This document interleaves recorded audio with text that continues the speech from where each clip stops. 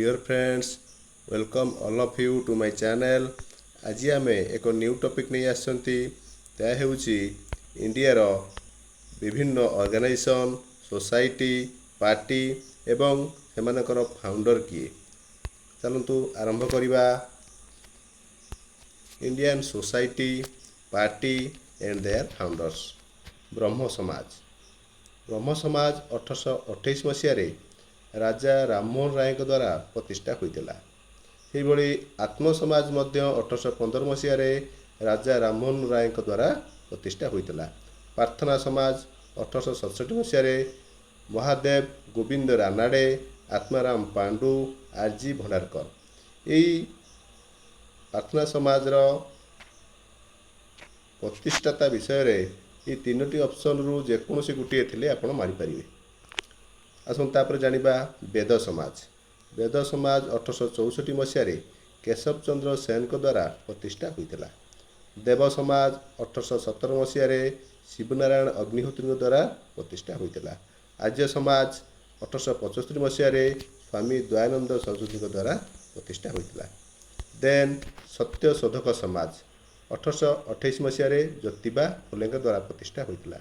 ଏହି ପ୍ରଥମେ ଯେଉଁ ପେଜ୍ଟି ଆମେ ପଢ଼ିଲେ ସେଥିରେ ଥିବା ସମସ୍ତ ସୋସାଇଟି ଗୁଡ଼ିକ ବହୁତ ଇମ୍ପୋର୍ଟାଣ୍ଟ। ସତ୍ୟଶୋଧକ ସମାଜ ମଧ୍ୟ ବାରମ୍ବାର ପରୀକ୍ଷାରେ ଆସିଥାଏ। ରାମକୃଷ୍ଣ ମିଶନ ଆମେ ଏହାକୁ ଜାଣିଛନ୍ତି 1897 ମସିହାରେ ସ୍ୱାମୀ ବିବେକାନନ୍ଦ ପ୍ରତିଷ୍ଠା କରିଥିଲେ। ହରିଜନ ସେବକ ସଂଘ ମହାତ୍ମା ଗାନ୍ଧୀଙ୍କ ଦ୍ୱାରା ପ୍ରତିଷ୍ଠା ହୋଇଥିଲା। ଗଦର ପାର୍ଟି ଏହା ମଧ୍ୟ ଏକ ଇମ୍ପୋର୍ଟାଣ୍ଟ କ୍ୱେଶ୍ଚେନ୍ 1913 ମସିହାରେ ଲାଲା ହରଦୟାଲ। ଅଭିନବ ଭାରତ ଏହା ଭି.ଡି. ସାବରକର ଏବଂ ଜି.ଡି. ସାବରକରଙ୍କ ଦ୍ୱାରା ପ୍ରତିଷ୍ଠା ହୋଇଥିଲା। ସ୍ୱରାଜ ପାର୍ଟି ଏହା ମଧ୍ୟ ଏକ ଇମ୍ପୋର୍ଟାଣ୍ଟ 1923 ମସିହାରେ ମୋତିଲାଲ ନେହେରୁଙ୍କ ଦ୍ୱାରା ପ୍ରତିଷ୍ଠା ହୋଇଥିଲା। ପ୍ରାୟ ପିଲା ସ୍ୱରାଜ ପାର୍ଟି ଭାବନ୍ତି ଆମର ବାଲ ଗଙ୍ଗାଧର ତିଲକ ପ୍ରତିଷ୍ଠା କରିଥିଲେ, କିନ୍ତୁ ଭୁଲ, ଏହା ହେଉଛି ମୋତିଲାଲ ନେହେରୁଙ୍କ ଦ୍ୱାରା ପ୍ରତିଷ୍ଠା ହୋଇଥିଲା। ସେ କହିଥିଲେ ସ୍ୱରାଜ ମୋର ଜନ୍ମଗତ ଅଧିକାର, କିନ୍ତୁ ସ୍ୱରାଜ ପାର୍ଟି ଏହା ଅଲଗା। ଭାରତ ସୁଧାର ସମିତି 1887 ମସିହାରେ ଦାଦା ଭାଇ ନାରୋଜୀଙ୍କ ଦ୍ୱାରା ପ୍ରତିଷ୍ଠା ହୋଇଥିଲା।